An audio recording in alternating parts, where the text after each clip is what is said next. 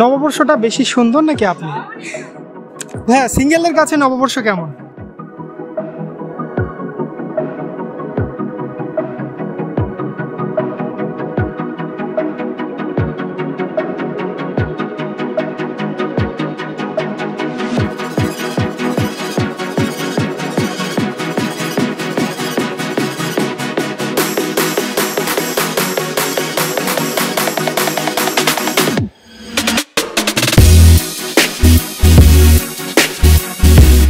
আমরা দেখছি কিছু ভাইয়ারা এবং আপুরা নববর্ষকে অনেক সুন্দরভাবে উপস্থাপন করছে গানের মাধ্যমে, সুরের মাধ্যমে। তো তাদের কাছে আমরা কিছু কোশ্চেন করব।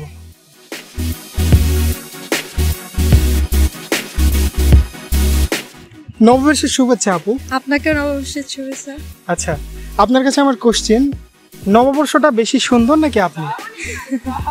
অবশ্যই নববর্ষ, কারণ নববর্ষ এত সুন্দর যে আমরা সৌন্দর্য হয়ে যাই। মানে এত সুন্দর পরিবেশ, সবাই যেখানে দেখবেন সবাই সুন্দরভাবে সেজে আসছে, সবাই সুন্দরভাবে খাওয়া দাওয়া, সবাই একসাথে। এই যে সৌন্দর্য, এটা আরো সৌন্দর্য করে দেয় নববর্ষকে।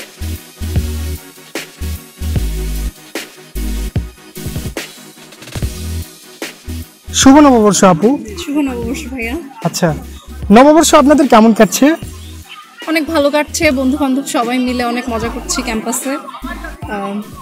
বসন্ত তার সাথে নববর্ষ, দুইটার কম্বিনেশন অনেক ভালো। আচ্ছা, নববর্ষকে যদি বলি, আপনার কাছে নববর্ষটা কি? নববর্ষ হচ্ছে মানে আমরা প্রত্যেকদিন আর কি ছোট থেকে আর কি সকাল উঠতাম, পর হচ্ছে সবাই মিলে মানে রেলি করতাম, সবার হাতে ডালা টালা নিয়ে, তারপর সবাই আমরা মানে পান্তা ইলিশ মানে খেতাম, মানে আমরা হচ্ছে ক্যাম্পাসে থাকতাম তো আর কি।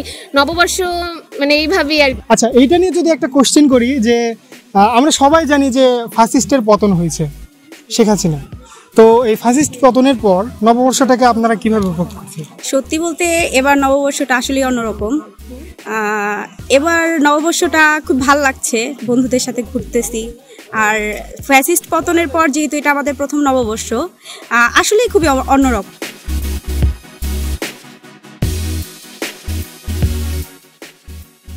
হ্যাঁ, সিঙ্গেলের কাছে নববর্ষ কেমন?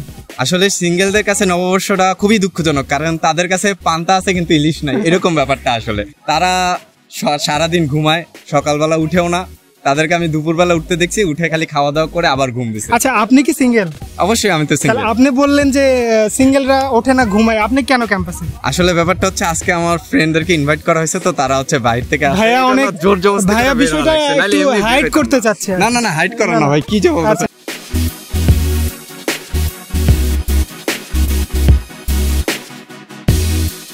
শুভ নববর্ষ আপু। শুভ নববর্ষ ভাইয়া। আচ্ছা, আপনি কি সিঙ্গেল? ফ্যামিলিতে দেখবে এটা। আচ্ছা আচ্ছা, নববর্ষের রং কেমন বলতে পারবেন? নববর্ষের আমার মনে হয় না কোনো স্পেসিফিক রং আছে।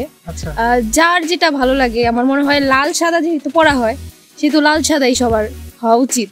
নববর্ষ সকল রঙের রঙিন। হ্যাঁ। আচ্ছা, আপনার হাতে এটা কি? এটা একটা কাট আউট ভুতুম প্যাচার।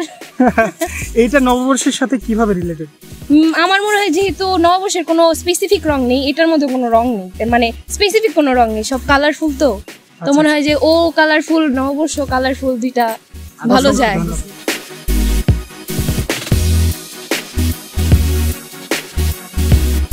ড্যাফোডিলের নববর্ষটা আপনার কাছে কেমন লাগছে? আয়োজনটা কেমন?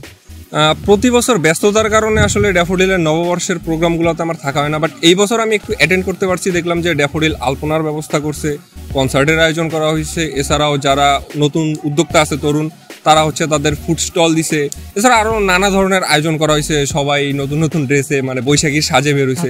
তো মোটামুটি বলা যায় যে একটা উৎসবমুখর পরিবেশ। যেমন ঈদের সময় তো সবাই যার যার বাসায় ছিল, বাট পহেলা বৈশাখে দেখলাম যাদের ক্লাস নাই তারাও আজকে ক্যাম্পাসে চলে আসছে। মানে মোটামুটি বলা যায় যে একটা ঈদ ভাই পাওয়া যাচ্ছে, সবার মধ্যে একটা উৎসবমুখর আনন্দ, মানে ভালোই লাগতেছে। ঈদের আনন্দটা আমরা মিস করছি, বাট এখন ঈদের আনন্দটা বৈশাখ দিয়ে আমরা পোষায় নিতে পারতেছি।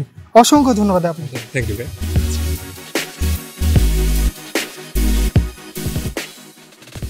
আমরা তো জানি যে হচ্ছে ঈদে সালামিটা দেয়। হ্যাঁ, নববর্ষে কি উপলক্ষে টাকা না, এটা আসলে বন্ধুদের মাঝে সালামিটা কিন্তু ঈদ লাগে না, প্রতিদিনই দেওয়া চাই। যেমন বান্ধবী আমাকে দিচ্ছে আজকে 500 টাকা।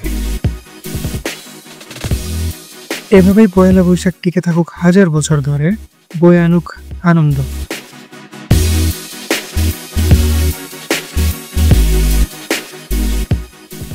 এই যে এই ভুতুম পেঁচাটা আর আমার দিদিটা মানে সেম, তাই আমরা এটা ওকে দিছি, ওর হাতে এটা ভালো মানায়।